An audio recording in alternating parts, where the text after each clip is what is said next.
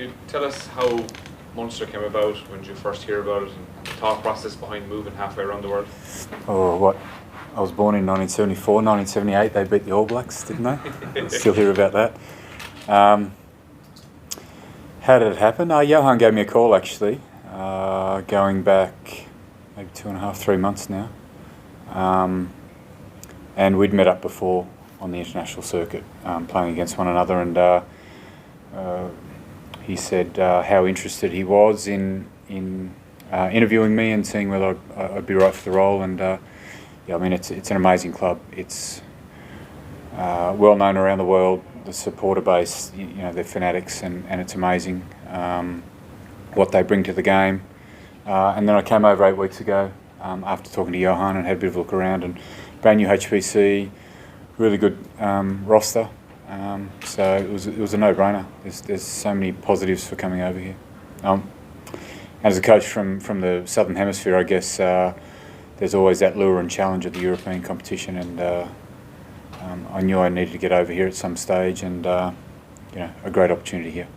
Sometimes we live in a bubble. Would you have watched much of the Northern Hemisphere rugby and those Champions Cup competitions? I'm one of those guys. I live in a bubble, 100%. Yeah, I didn't respect the Northern Hemisphere teams enough, and all the competition up here enough.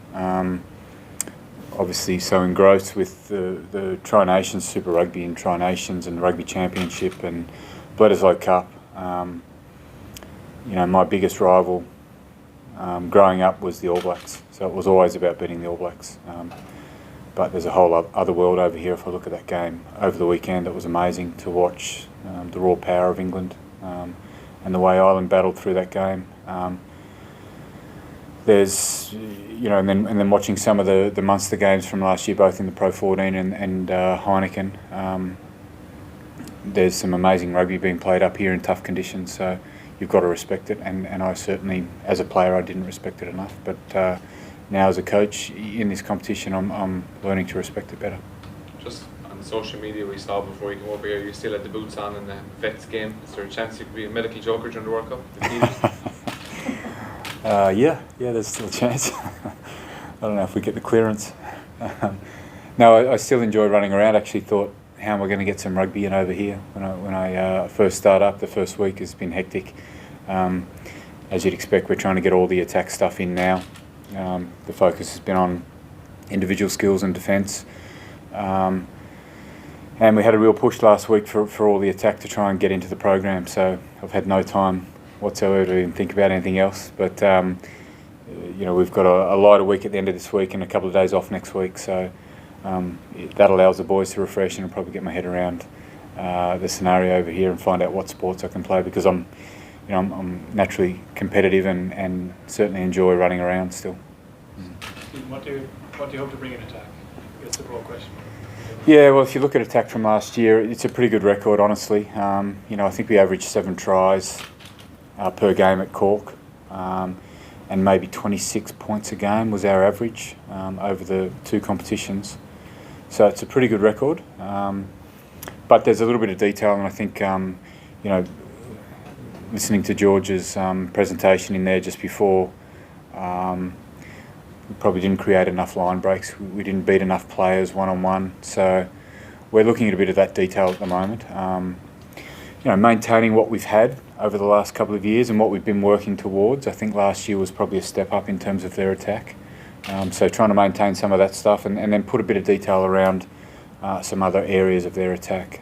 So hopefully, you know, maintain what they had last year, but improve the other areas. You mentioned this strong playing roster. What do you see in particular as strengths of this Munster squad? Well, an Irish backline to start with.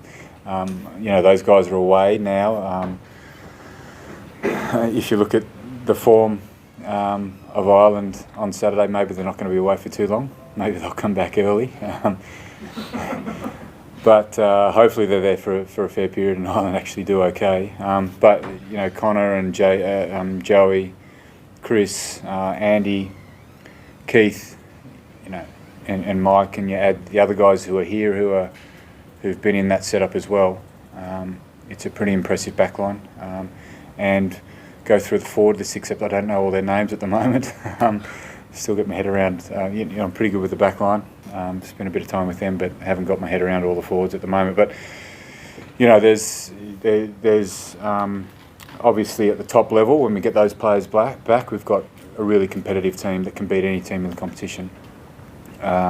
In the meantime, if you look at some of the results last year with some of the guys who are probably new to the setup, fantastic results. So there's good depth in the team as well. At the moment, we're training with 45 guys, and we haven't got those internationals back yet. So, yeah, I guess at the top level we've got good talent, and then there's some really good depth in this team. You mentioned Joey there. He's obviously still a very young player. Hasn't achieved anything that you achieved, but he's been compared to you as a player in terms of how he actually plays the game. What have you seen of him, and how do you rate him as a very, very skillful player. Has all the skills, kicks off both feet. You know, I think he's quite a dynamic, athletic, running 5'8" as well. So he challenges the line quite well.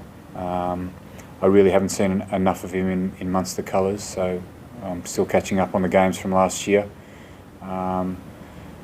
And there's some other talented 5'8" here as well, so JJ and Tyler and Ben Healy, and a couple of injured guys.